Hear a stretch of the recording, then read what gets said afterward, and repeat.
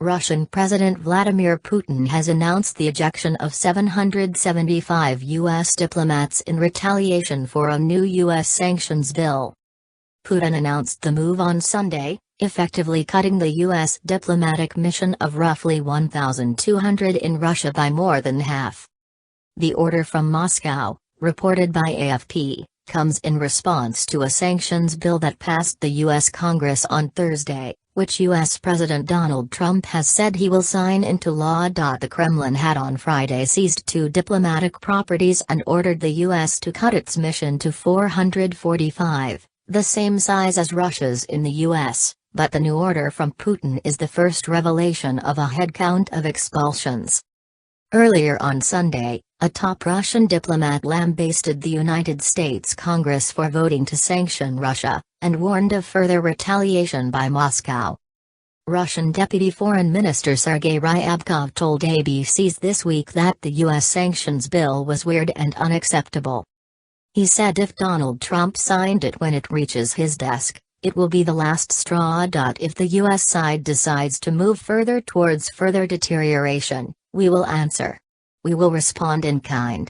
We will mirror this. We will retaliate, Ryabkov said. The diplomat added that his whole point is don't do this. It's to the detriment of the interests of the U.S.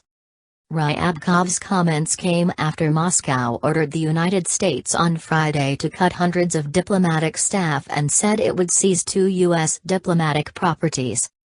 Those moves were a response to the new sanctions that were approved nearly unanimously by both the House of Representatives and the Senate. Ryabkov confirmed that the seizing of the properties was in response to the bill, but declined to say what other measures Russia is willing to take if the United States continues to apply pressure. We have a very rich toolbox at our disposal, he said. It would be ridiculous on my part to start speculating on what may or may not happen. We are not gamblers.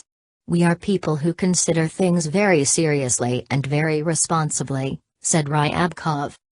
But I can assure you that different options are on the table and consideration is being given to all sorts of things.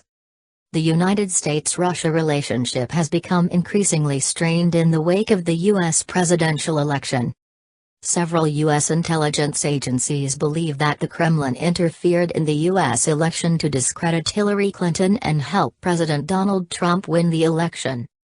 Russia has denied meddling in the U.S. election.